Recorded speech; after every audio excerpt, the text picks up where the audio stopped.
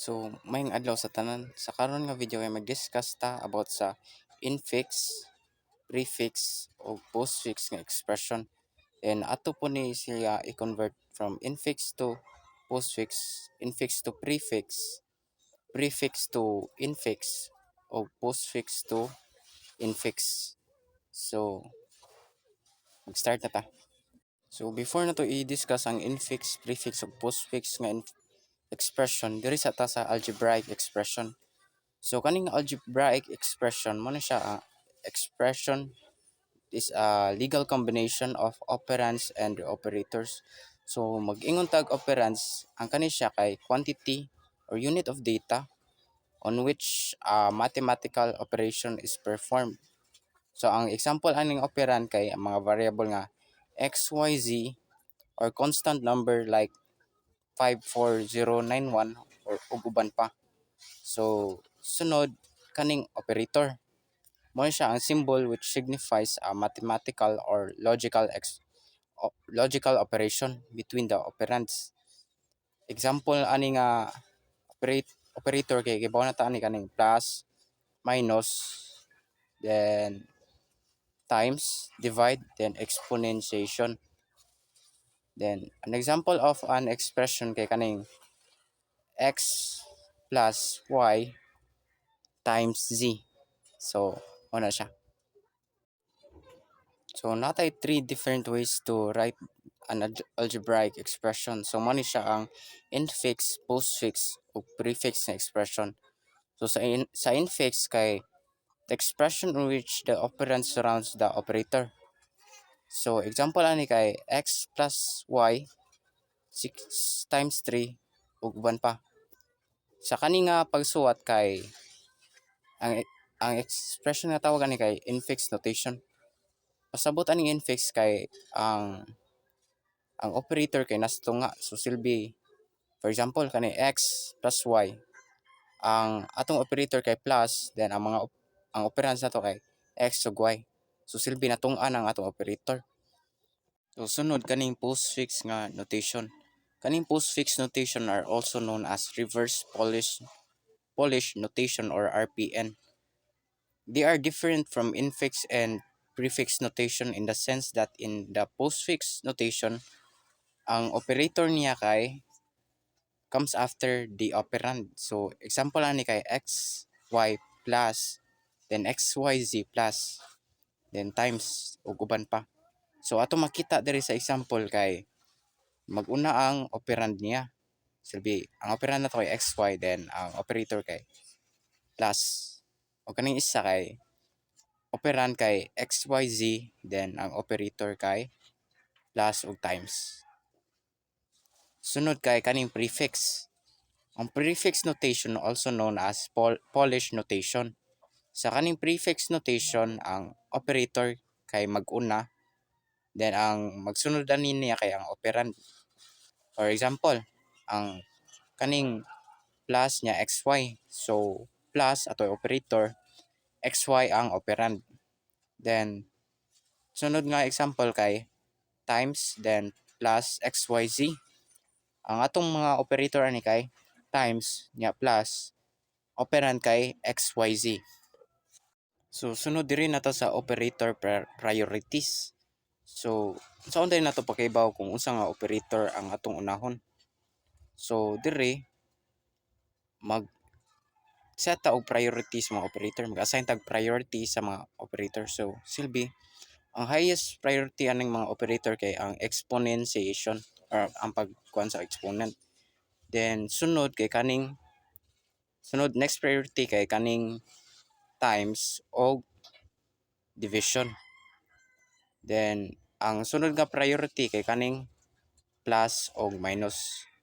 So when an operand lies between two operators, the operand associates with the operator that has higher priority. For example, kaning A plus B then times C. So silbi ang B natungan sa duha ka operator nga plus o times. So asa nga operator ang atong dapat unahon. So na statement diri sa operator priorities nga ang times kay mas higher o priority kaysa aning plus. So silbi mag-una ta sa times o kanang kuan o perform kaysa sa plus. So diri na ta sa tiebreaker. So what if kanang sa isa ka expression maka-encounter ta o kanang kaning mga operator nga parihara og priority. So when an operand lies between two operators that have the same priority, the operand associates with the operator on the left. So for example, A plus B minus C. So si B natungan man sa plus ug minus, diri ta magsugod sa left niya. So silbi ang left sa B kay plus 1. So magsugod ta sa plus. Then sunod nga example kay A times B divided by C, then divided by D. So silbi ang B na sad kay natungan sa times og divide. So silbi diri gyapon ta mag-una sa left niya nga operator which is times. Kay stated man didto nga ang kaning times og division kay has the same level of priority. So kani nga time kay magsugod na ta sa conversion nato sa infix to postfix. So ang example nato kay A plus B times C. So kani kay equals A plus, then gisod na to ang B times C sa parenthesis kay sa atong priority stated biya nga mas higher og level ang sa priority ning times kaysa sa plus. So mo ni atong giuna. Then next line kay A plus, then open parenthesis B, then C, then times. So makita nato diri nga naawit na ang kaning kuan times kay postfix biya. So silbi mag-una ang mga operand, then next kay ang operator. So next line kay A, then open parenthesis B, C, then times, then close parenthesis, then plus. So silbi ato nang gibalhin sa kinawitan ning plus nga operator. So low level priority man ni ang plus mo nang naabot siya sa kinawitan. Then ang answer na to ani kay A, B, C times then plus. So mo na siya postfix form na sa kaning kuan A plus B times C. Then makita po nato diri sa kaning mga picture ang mga line pod example sa infix to postfix. So sa pag kuha sa mga answer ani dapat ra nimo sundon ang mga stated priorities.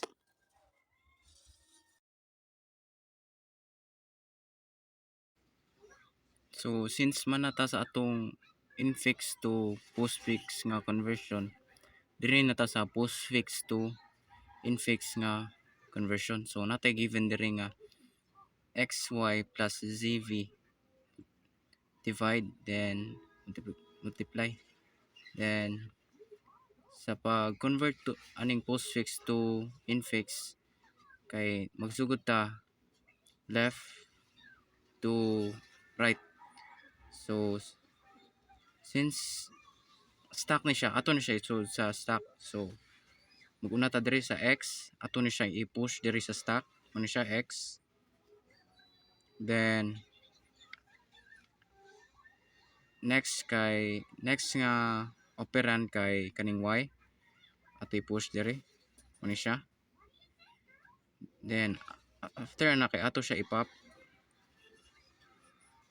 Then ang kinunhanan na pop kay kaning y, silbi ang stack kay LIFO biya, last in mo ay first out LIFO. Ang kinalasan nimong gipuno mo say una magawas. So mo siyang y, Then sunod, after na pop na ang y, kaning x na po yung sunod. So mo siyang x. So ang kanya siyang postfix to infix kay b operator a man siya. So ang resulta na nilang duha kay x plus y. So asa tagikan aning plus. So diri ra na sa given. Kani siya mo siya plus x plus y. So kani ato na po ni siya isud sa stack. Ato siya i-push x plus y mo ni siya. Tapos continue gyapon ta diri sa given. So diri na pud ta sa mga sumusunod nga operand after sa kaning plus. So push na pud ta, i-push ta ning z diri. Mo ni siya. Then after sa z kay i-push na pud ta ning v. Kani siya. After sa pag-push ani niya, ato na pud ni i-pop ang kinahanglan mapop kani mga nasa babaw. So v. Sunod kay kaning z. Mo ni siya z.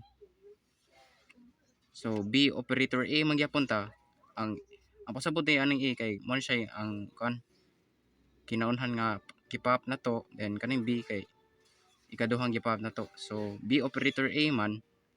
So b mo ni b na to, z lain operator niya tanaw gyapon ta diri sa given. So ato naman ning gi butang diri ang v. So next nato tan-awon kay kaning operator niya, kaning division.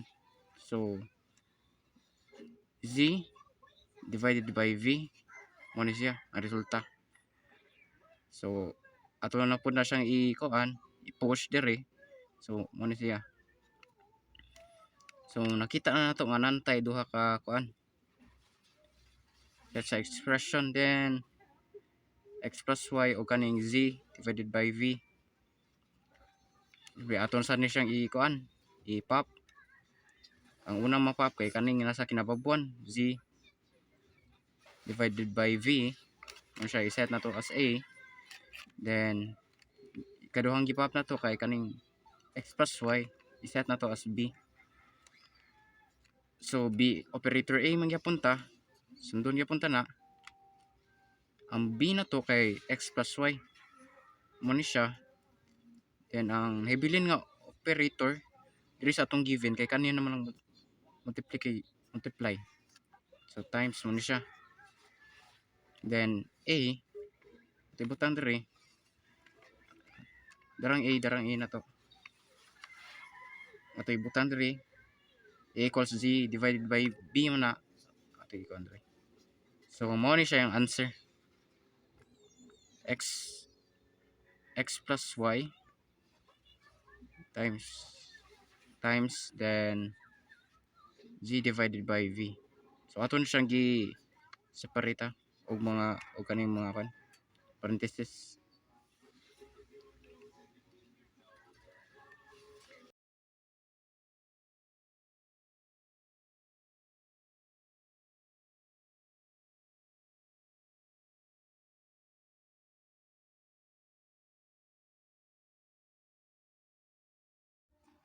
So karon magsugod na ta sa conversion na to. Infix to prefix. So example na to ani kay a plus b times c.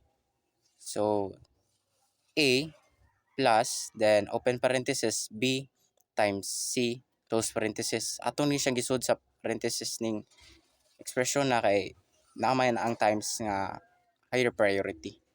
Then next line a plus open parenthesis times then b then c then close parenthesis. So makita nato diri sud sa parenthesis gauna na ang operator since prefix man kay sa prefix maguna ang operator then magsundan ni siya sa operand. Next line kay plus a then open parenthesis times then bc. So makita nato diri nga ang plus kauna na kaysa sa a. since prefix man. Mag-una gyud ang operator kaysa sa operand. Then ang answer na to ani kay plus A times then BC. Mo ni siya prefix form sa A plus B times C. So sa kani nga mga picture, kita nato ang infix to prefix conversion. Sundon gyapon nato ang level sa priority sa pagkuha ani sa answer.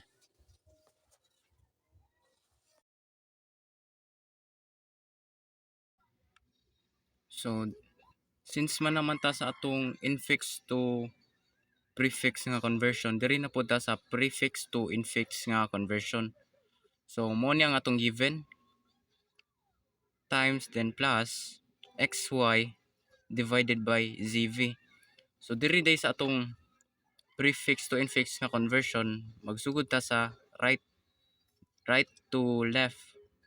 So diri ato na isud sa stack ang atong mga operand ug operate mga operand. So sugod na ta. So diri ta sugod sa v. Ato siya i-push diri sa atong stack. So v. Then next kay kaning z. Ato i-push diri sa atong stack. So sunod kay ato ni siya i-pop. So ang kinunhang nga pop ano siyang a. Ang kinunhang na pop kay a equals z. Then ang ikaduhang na pop kay mo ni siyang v. So sa kaning prefix to infix kay a operator b man siya. So mo ni siya ang resulta niya. Z then tanaw na to ang operator diri sa given. Mo siyang divide z divided by v. So next kay ato siya so diri sa stack na to atong i-push z divided by v. And proceed ta sa next na pud nga operand. So diri ta sugod sa y atong i-push. Sunod kay i-push po nato ning x. After na kay ato siya i-pop. Then ang meaning anang a kay mo siya kinunahang gi-pop. Then b ikaduha. So ang kinunahang man natong gi-pop kay x. So diri ni siya. Then sunod natong gi-pop kay kaning y. B equals y mo ni siya. Then proceed gyapon mo gyapon ta a operator b. So ang a nato kay x. Ang operator nato nga nasa given kay plus. Ato ibutan na rin plus. Then b nato kay y. X plus y. Then ato i-push diri sa atong stack mo ni siya. Mo ni siya. Then sunod ani proceed gyapon ta sa a operator b. Ang a nato kinunahang natong gi-pop mo ni siya x plus y. Then b nato kay z divided by v. Ano siya? A operator b gyapon ta para makuha na gini siya tanan ang answer ani niya ani dire. Mo ni gamiton nato sa a operator b. So a nato kay x plus y mo ni. Then operator na to tanaw na to dire sa atong given kung unsay nibilin dire mo naman ni siya times. So butang na tong times dire. Then b na to ang b na to kay kani z divided by v. So ang answer ani sa pag-convert to infix kay mo ni siya open parenthesis x plus y close parenthesis then times open parenthesis z divided by v close parenthesis then close parenthesis. So mo ni siya ang answer sa pag-convert nato from prefix to infix.